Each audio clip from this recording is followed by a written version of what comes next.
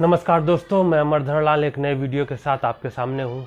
पूर्व के वीडियो में हम लोगों ने संगम काल से संबंधित चेर वंश और चोल वंश को पढ़े। आज हम लोग संगमकालीन पांड्य वंश के बारे में पढ़ेंगे। अगर आप मेरे चैनल पर नए हैं तो प्लीज़ मेरे चैनल को सब्सक्राइब करें और बेल आइकन को जरूर दबाएँ। अब हम लोग देखते हैं पांड्य वंश। देखते हैं पांड्य वंश का प्रारंभिक उल्लेख कौन करता है। पांड्य वंश का प्रारंभिक उल्लेख अष्टाध्यायी पुस्तक में पाणिनि द्वारा किया गया है। इसके अलावा देखते हैं कि हमें इस वंश के बारे में और कहां से जानकारी मिलती है। अन्य जानकारी के स्रोत, इसके अंतर्गत हम लोग देखते हैं कि हमें रामायण से इसके बारे में जानकारी मिलती है, महाभारत से इसके बारे में जानकारी मिलती है, साथ ही साथ संगम साहित्य से भी हमें इस वंश के बारे में जानकारी मिलती है। संगम साहित्य का मतलब हुआ संगम काल में जितने भी साहित्य बने उन सभी साहित्यों में हमें पांड्य वंश के बारे में जानकारी मिलती है। अशोक के शिलालेख से भी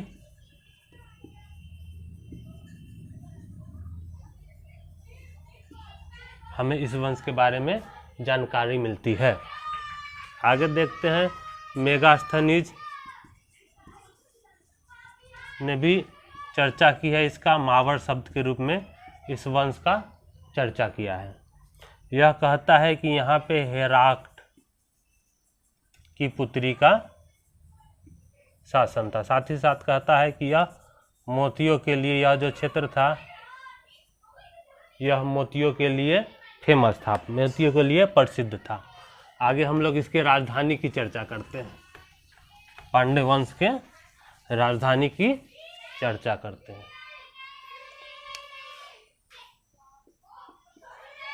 राजधानी के अंतर्गत हम लोग देखते हैं कि यह इसकी राजधानी मदुरा या मदुरई थी। अर्थशास्त्र में इसके बारे में उल्लेख है। अर्थशास्त्र जो कि चाणक्य द्वारा लिखा गया था, अर्थशास्त्र में उल्लेख है कि यह मदुरा जो है कीमती मोतियों के लिए प्रसिद्ध था। उच्च कोटि के, यहाँ पे उच्च कोटि का वस्त्र भी मिलता था। साथ ही साथ देखते हैं यहाँ पे उन्नत व्यापार भी होता था। आगे हम लोग देखते हैं कि पेरिप्लस ऑफ द इरिथियन सी में पांड्य वंश की प्रारंभिक राजधानी वह कोरकई बताई गई है, कोरकई। और इसके राज चिन्ह थे मछली। कौन सी मछली थी? तो कार्प मछली थी। राज चिन्ह थे मछली। आगे हम लोग इसके क्षेत्र की चर्चा करते हैं। कौन कौन से क्षेत्र से पांड्य वंश के कौन कौन से क्षेत्र थे।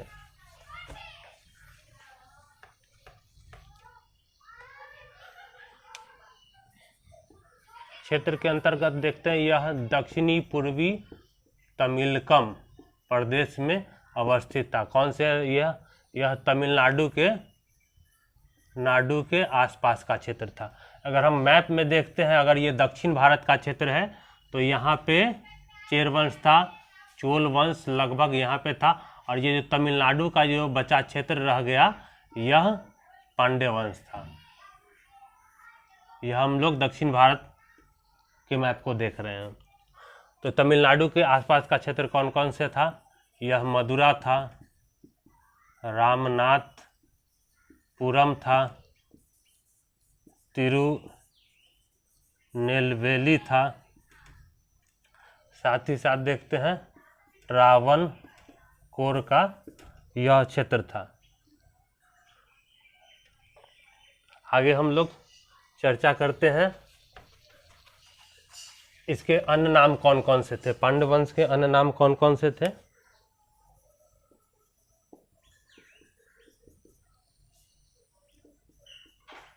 कबूरियार, पंचावर,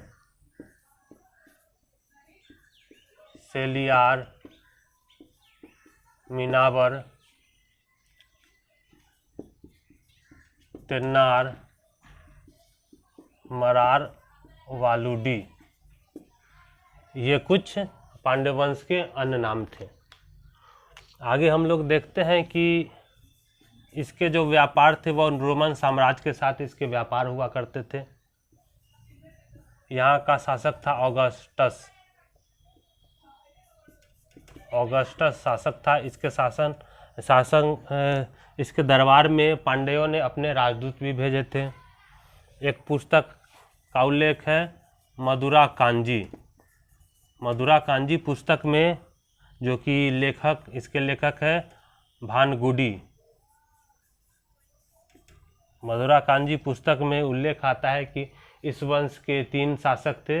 इसमें जो पहले शासक थे उनकी जो ऐतिहासिकता है वह संदिग्ध है, यानी उन्हें पौराणिक पात्र ही माना जाता है। तो वो कौन शासक थे उसके बारे में हम लोग देखते हैं। वो शासक थे नेडियन। नेडियन का अर्थ होता है लंबा आदमी। लंबा आदमी। पत्तू पात्तू एक पुस्तक है, पत्तू पात्तू। यह एक कविता संग्रह है। यह पुस्तक जो है यह कई कविताओं का संग्रह है। तो इसमें नकीरर और भानगुरी, इनकी जो कविताएं हैं उन कविताओं में हमें नेडियन के बारे में जानकारी मिलती है। नेडियन के बारे में यह है कि इसने पहरोली नदी का अस्तित्व लाने का जो अति है ये इनको ही मिला हुआ है। इन्होंने ही पहरोली नदी के उद्गम का श्रेय नेडियन को जाता है। साथ ही साथ नेडियन जो है वह सागर पूजा का प्रारंभ किया था। सागर पूजा का प्रारंभ नेडियन ने ही किया था। आगे हम लोग इसके बाद के शासक की चर्चा करते हैं। नेडियन के बाद शासक थे पलसाले कुडमुंडमी। पलसाले कुडमुंडमी। पलसाले कुडमुंडमी जो थे इनके बारे में हमें वाल्मीकुडी दान पत्र से हमें पलसाले कुडमुंडमी के बारे में जानकारी मिलती है। पलसाले कुडमुंडमी जो थे उसमें पलसाले इनकी उपाधि थी। पलसाले कैसे उपाधि थी? पलसाले का अर्थ होता है अनेक यज्ञ अनुष्ठान कराने वाला। अनेक यज्ञ अनुष्ठान कराने के कारण इन्हें पलसाले की उपाधि मिली थी। इसके अलावा इनके बारे में एक और तथ्य है कि यह पलसाले कुडमुंडमी जो है वह इस वंश का प्रथम ऐतिहासिक शासक था।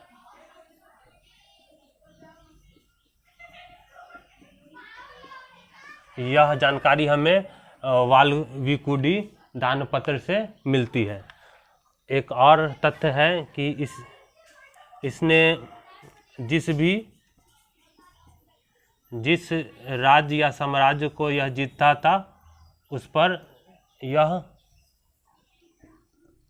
अपना जो प्रभाव था ये काफ़ी प्रभाव बना के रखता था और उस पर जो है उदारता का व्यवहार नहीं करता था, उसका बहुत दोहन करता था।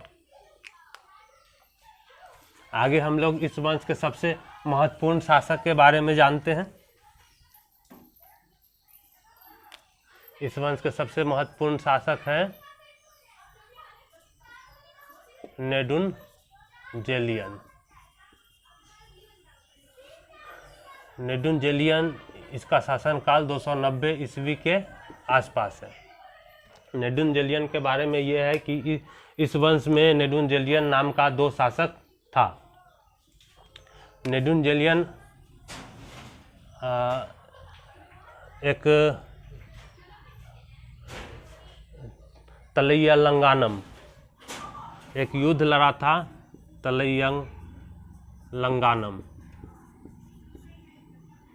तलियलंगानम का युद्ध में इसने चेर शासक, चोल शासक, साथ ही साथ 5 सामंत मित्रों के साथ इसने युद्ध किया था और उस युद्ध में इसने विजय प्राप्त की थी। साथ ही साथ चेर वंश का एक शासक था से को कहा जाता है हाथी की आंख वाला।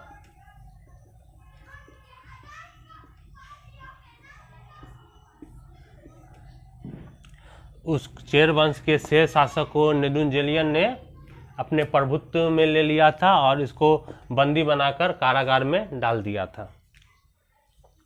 आगे हम लोग देखते हैं कि मदुरा कांजी में उल्लेख आता है, मदुरा कांजी में उल्लेख आता है कि नेदुनजेलियन की जो राजधानी थी मदुरा, इसके मदुरा के बारे में मदुरा कांजी में जानकारी मिलती है। साथ ही साथ इनके कुशल प्रशासन के बारे में भी मदुरा कांजी पुस्तक में हमें जानकारी मिलती है। मदुरा कांजी पुस्तक के लेखक हैं भानगुरी।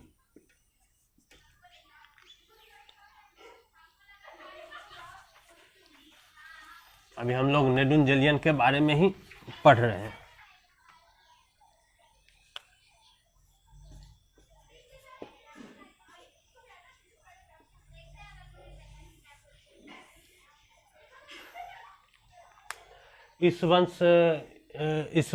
नेदुनजेलियन ने कई कवियों को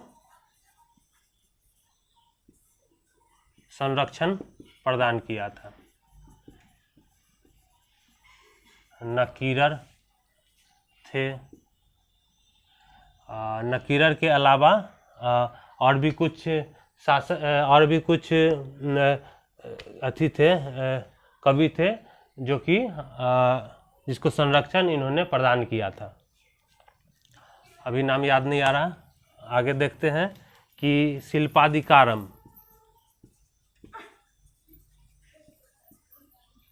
शिल्पाधिकारम एक पुस्तक है। इस पुस्तक में चर्चा है कि इस शिल्पाधिकारम के जो नायक थे कोलवन और इसकी नायिका थी कन्नगी, जो कि कन्नगी जो थे कोलवन की पत्नी थी। कहा जाता है, इसमें शिल्पाधिकारम में उल्लेख है कि नेदुनजेलियन ने गलत फहमी के कारण कोलवन को जो है वह हत्या करवा दिया था और जिस कारण वह जिसके पश्चाताप के लिए नेदुनजेलियन ने आत्मदाह भी कर लिया था।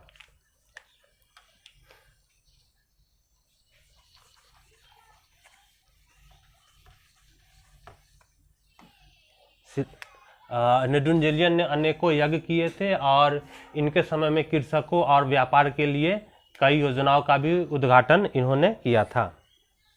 आगे हम लोग अन्य शासक की चर्चा करते हैं। कोरकै, अगले शासक है कोरकै। कोरकै के बारे में यह उल्लेख है कि यह नेदुनजेलियन का छोटा भाई था।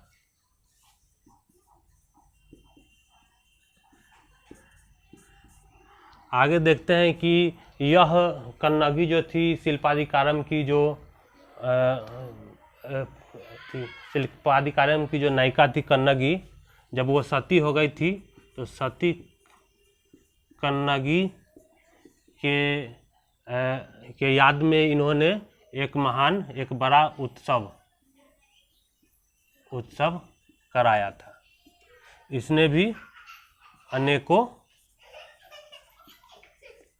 यज्ञ किए थे। अब हम लोग एक और पुस्तक की चर्चा करते हैं, पत्तू पात्तू पुस्तक की चर्चा करते हैं।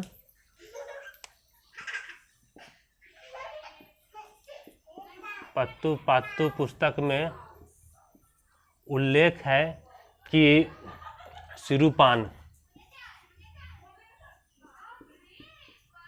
सिरुपान आतुरु पपडय। ये पत्तू पात्तू जो है वो कविता संग्रह है, उसमें एक कविता सिरुपान आतुरु पपडय है। इसमें इसके लेखक जो है नत्तत नार है, और इन्होंने उल्लेख किया है कि नल्लिये ककोड्डन नाम का जो एक शासक था वह संगम काल का अंतिम शासक था। पूरे संगम काल का यह नल्लिये ककोड्डन अंतिम शासक था। साथ ही साथ देखते हैं कि पत्तू पात्तू में उल्लेख है तीनों जो चेर चोर और पांडे का जो राजधानी थी वांजी, उरैयूर और मदुरा, यहाँ के शासकों के बारे में उल्लेख है। और इसके शासकों के अलावा इस वंश का और इस मदुरा, उरैयूर और वांजी के शासकों का जो अंत हुआ किस प्रकार से हुआ, इन सारे चीज़ों का उल्लेख हमें पत्तू पात्तू पुस्तक में मिलती है। अभी के लिए बस इतना ही। अगले वीडियो में हम लोग संगम काल से संबंधित कुछ अन्य चीज़ों को भी देखेंगे। धन्यवाद।